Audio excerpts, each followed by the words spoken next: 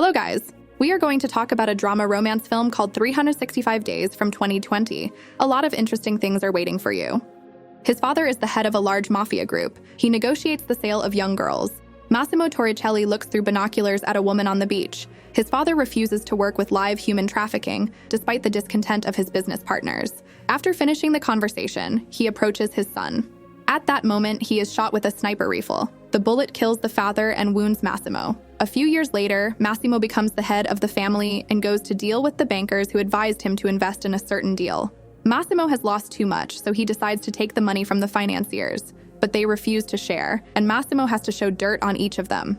After that, the financial issue was quickly resolved. Meanwhile, Laura Beale is in New York with the owner of the hotel where she works. A colleague of hers tries to blame Laura for the recent problems at the hotel, but Ms. Beale cleverly gets out of the situation and leaves her coworker to blame. Then she goes home, where her fiancé Martin is waiting for her. The girl tries to persuade him to get intimate, but Martin doesn't care about her. Having settled his affairs with the bankers, Massimo flew home. On the plane, he was informed that someone had intercepted his shipment of powder. Massimo was upset by the news. Martin is taking Laura to Sicily on vacation. It is her birthday, and in the evening, Martin wishes her a happy holiday. At the same time, he behaves rather rudely. Laura goes to the bathroom and meets Massimo on the way. He is clearly not here by chance. But when Laura turns around, he has already disappeared. Apparently, he jumped over a low fence and hid in the bushes. The next day, while relaxing by the pool with a friend, Laura complains about living with her husband. Then Martin appears and spoils the bride's mood even more. She realizes that her fiancé is a very bad person because he did not prepare a normal gift for her. Moreover, Martin thinks only of himself and does not notice the girl at all. They quarrel, and in the evening, Laura goes for a walk in the city. In one of the alleys, she meets Massimo. After this meeting, Laura woke up only in the morning in an unfamiliar place. The door was locked. She spent the whole day in a room with nowhere to go to the bathroom. In the evening, the door was opened, and she found herself in an ancient castle. After wandering through the corridors, Laura came to the main hall and saw a picture of herself on the wall. Laura was surprised. Massimo suddenly appeared behind her, and Laura demanded answers from him. It turned out that she was kidnapped so that Laura would fall in love with her captor. When Massimo was shot on that rooftop, he had a beautiful vision of the girl he fell in love with, and thanks to whom he survived. From that day on, he searched for this stranger. His search ended when he saw Laura at the airport. Massimo ordered her to be kidnapped. Now he intends to keep her locked up for 365 days. During this time, Laura must fall in love with him. If this does not happen, she will be released. To make her realize that Martin is not a good man for her, Massimo shows her photos of Laura's fiancé cheating on her. Laura is naturally upset, but she had a low opinion of Martin before. She is much more concerned about the kidnapping. After all, she had a different life, and she could stay with this bandit for a whole year. She tried to leave, but Massimo stopped her and made it clear that he would not tolerate disobedience. Laura heard him, drew conclusions, and acted in her own way. Meanwhile, the head of the criminal clan had other things to do.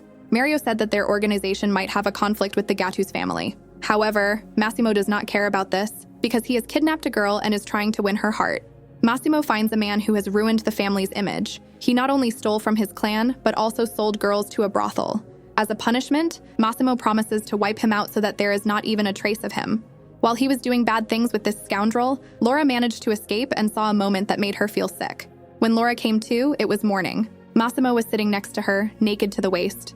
He decided to talk to the girl and explain that last night he had killed a very bad man. Massimo told Laura to get ready because they were leaving soon. After breakfast, he took her shopping so that Laura could pick out a new wardrobe. She bought some expensive clothes, and when it came to underwear, Massimo went into the changing room to see how the clothes fit his future wife. However, Laura did not like it, and she showed her temper. After that, she ran away. When she saw the police, she hurried to them and asked for help, but they saw Massimo and silently walked away. They knew who he was and didn't want to get involved with him. Laura had to go to dinner with her kidnapper. After dinner, she found her laptop and phone in her room. She called her mom and told her that she was fine. Laura had lied that she was in Sicily and had been offered a contract for a year, and now she had to stay here for work. In the morning, Laura woke up in the same room as Massimo. She went to take a shower, and Massimo followed her. As usual, he failed, and this upset Massimo. He ordered Laura to be put on the plane, where she was tied with seatbelts.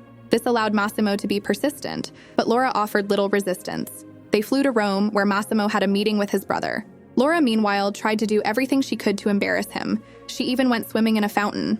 When they got back to the hotel, Laura went to Massimo's room and he met her in just a towel. But Laura was not going to spend the night with him, so she tried to leave, but the door was already locked. Massimo chained her to the bed and forced her to look at obscene things. In this way, he wanted to show her what Laura was missing by refusing him. Strangely enough, Laura realized that she had not lost anything special. After that, he released her and let her go. Then they went to a club where Massimo had a meeting with some serious people. Laura was asked to wait at the bar, but she went to provoke Massimo into a conflict. When he brought his girlfriend out, she began to do stupid things and fell into the hands of the serious people with whom Massimo was meeting. They were members of an influential family, and they took Laura for a call girl. She didn't like it, and she began to resist. Massimo had to stand up for her. In the process, he injured one of the rude men. Because of this, the two families were on the verge of war. Mario insisted that Massimo get rid of Laura and apologize for his actions, but he was not going to do it. Laura was sorry for what happened, but she still believed that she had been treated badly at the club. She and Massimo started fighting on the yacht, and Laura fell overboard. Massimo rescued her, and when Laura came to, she was amazed by his actions. At the same time, she completely forgot that it was his fault that she had fallen into the water. Deciding to repay her savior, Laura allowed him to do various things to her.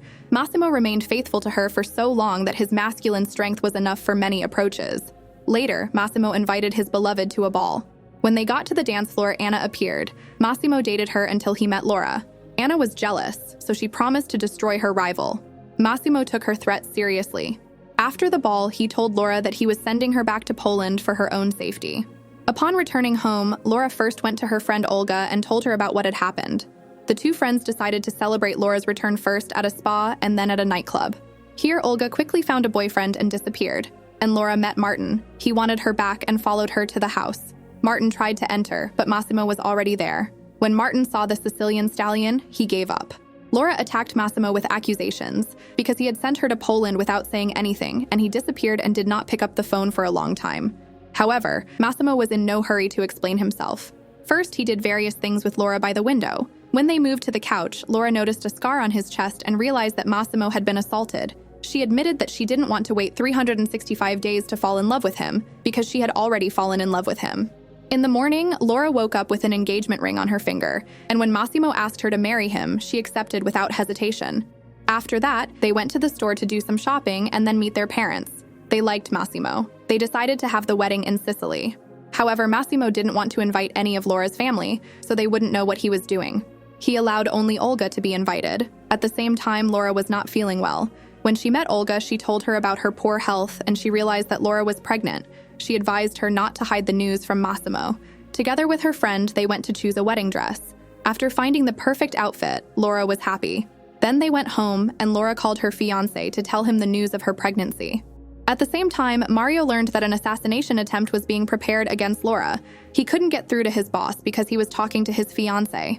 When her car drove into the tunnel, the connection was lost. Right after that, Mario appeared. He hurried as fast as he could, but he was still late. Massimo understood everything by the look on his face. He realized that he had lost his beloved forever.